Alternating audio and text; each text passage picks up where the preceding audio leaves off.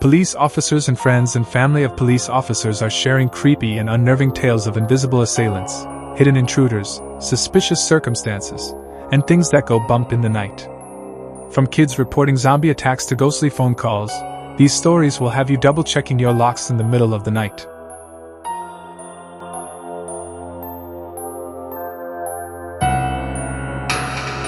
A real-life Ghostbuster posted by Reddit /Ryan0G_. I do remember an odd job from last year. I was driving back to the station to end my shift, and the operator shouted up and asked for a unit to attend a SUS Circs job. Basically suspicious circumstances reported via emergency call. The operator said that the emergency caller had stated that the man won't leave his house and his head is missing. Naturally, I had to see what that was all about, and I postponed the end of my shift to assist with the call. Upon arrival, I invited myself into the property, and I walked into the living room, which was in complete darkness, to find an elderly male sat in an armchair, only visible with my torch. You could see how terrified he was. He couldn't even move to look at me or speak to acknowledge me. He was transfixed on the armchair that was opposite his. I walked, more stumbled ungraciously, over to him and tried to make contact. His eyes slowly moved from the chair to make contact with me, and then he spoke. He told me basically what we already knew, that he could see a person sitting in the armchair opposite and that the person had no head. He said, "Please just take him away." Being the quick-thinking neighborhood police officer that I am, I asked the ghost to please leave the premises and stated that I would arrest him if he failed to comply. Needless to say, I didn't have any trouble from the suspect. I assumed that the man had some kind of mental health issue and called an ambulance, only to find out that this was his first episode and that he was otherwise in perfect health. Basically, I'm one of the few cops that have apprehended a ghost. I'm a real-life Ghostbuster. I expected her head to spin. Posted by Reddit /Asso412. We got a call for a mentally ill female at a house. Fairly common in our area. The girl's brother called it, and we get there and see the brother outside. He says that his sister has been acting weird for the last week or so, and that we just can't go through the front door. So we go in through the garage entrance to find all the lights in the house off and none of the light switches work. We take out the flashlights and start searching. We find the girl bent down facing the corner of the living room, naked as the day she was born. We call her name and hear her muttering some sort of incantation to herself. She stops and slowly turns her head toward us, then stands and faces us. More muttering, then a loud scream as she runs straight at us. Stops halfway between us, then slowly turns and walks back to her corner. I swear I expected her head to spin and see her crab walk backwards up the wall. Do you want to play? Posted by Reddit /BionicCatLady5K. Military police have the best creep factor stories. I used to be stationed at MCAS Miramar, and one time, I was coming through and had an opportunity to ask for their quickest, creepiest story. Miramar had several abandoned vistas, cemeteries. I had only been in one, and an abandoned schoolhouse. Basically, they get a call and go out to the schoolhouse because they thought some kids were messing around. They went to tell them to get out and find somewhere else to go. Well, they go in, and first floor, nothing. No one. Nothing out of the ordinary. Second floor. Nothing. They head back down to the first floor and someone's /thing wrote on the chalkboard. Do you want to play? The kid was telling the truth. Posted by Reddit /TowerUnicorn. My cousin is on in a major city. Apparently 911 got a call from a 6-year-old claiming vehemently that there was a zombie outside of his house on the street. So a patrol car swings around to see what's up. Turns out a tweaker on meth gouged out his own eyes and was stumbling around blindly with his hands stretched out in front of him. Goddamn, turns out the kid was telling the truth. Swears he saw someone. Posted by Reddit /ObscurePoster. Not me, but my friend is a cop in a major Canadian metropolitan.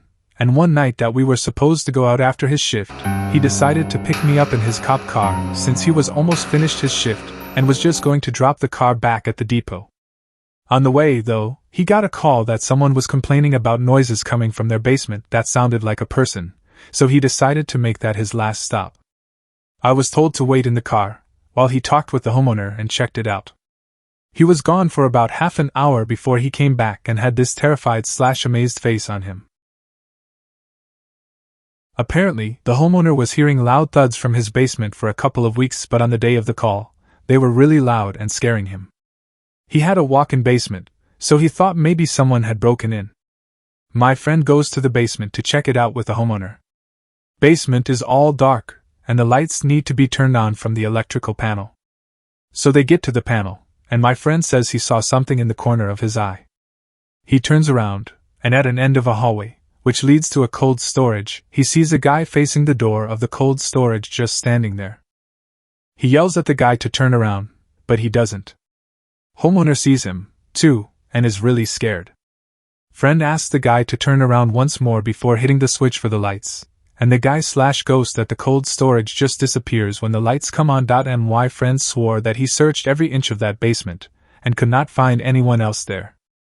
Homeowner is shook up and says he's gonna stay with a friend for a night, and my friend calls another cop to survey the house to see if anyone tries to enter the main house or basement.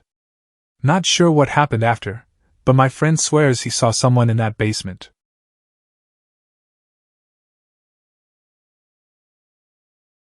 I took a call from a ghost posted by Reddit to /Smokey Bonaparte. Received a call from an elderly lady who had trouble breathing. I had taken several calls from her and her husband in the past, so I recognized her voice. I dispatched an ambulance to her residence and held her on the line, trying to keep her calm while the ambulance was responding. Ambulance advised that they have a 15-minute ETA. She lived in a very rural part of WV. I'm talking to her, asking about her husband and how he was doing and just making small talk with her. The ambulance calls in and advises they are on scene, and I let them know that she is in severe respiratory distress and I still had her on the line. I let her know the ambulance is coming to the door, and she says, "Okay," and hangs up the phone. Pretty normal, yeah?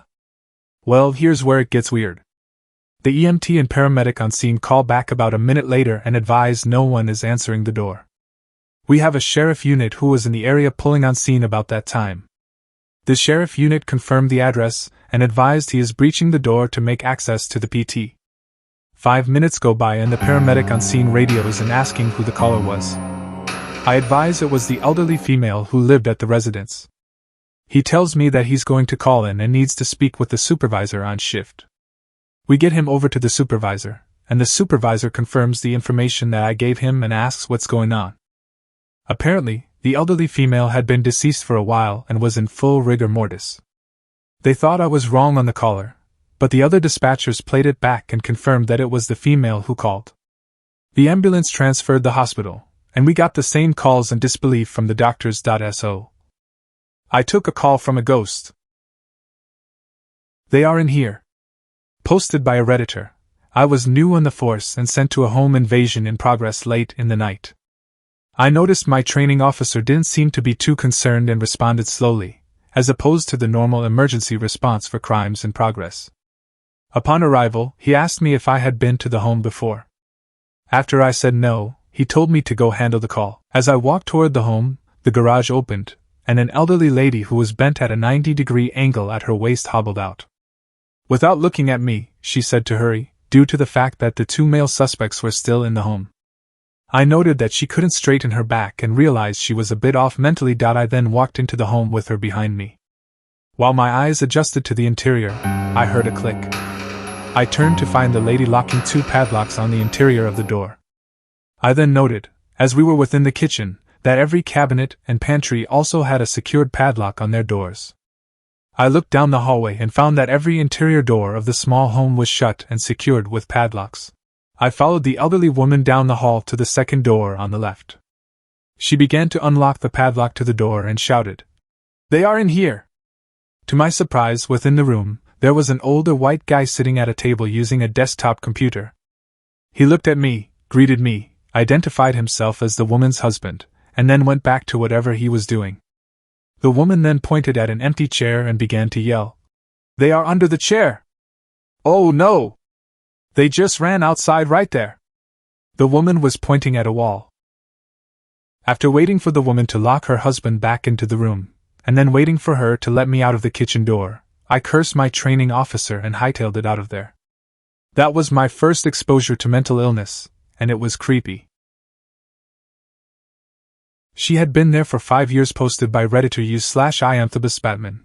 Not me, but my grandfather. There was a robbery in a house near Stanford. He went there to check up on the neighbors. Just to get statements, and to see if everyone was safe. One of the neighbors was really jittery and nervous. My grandpa asked to come in because he smelled something strange, and the man eventually let him in. While he was in the man's house, he felt like he needed to check the bathroom. He kind of forced himself in there, but once he got in, he found a young girl in the bathtub. She had been there for 5 years. The man was a professor at Stanford and lived in a well-off neighborhood.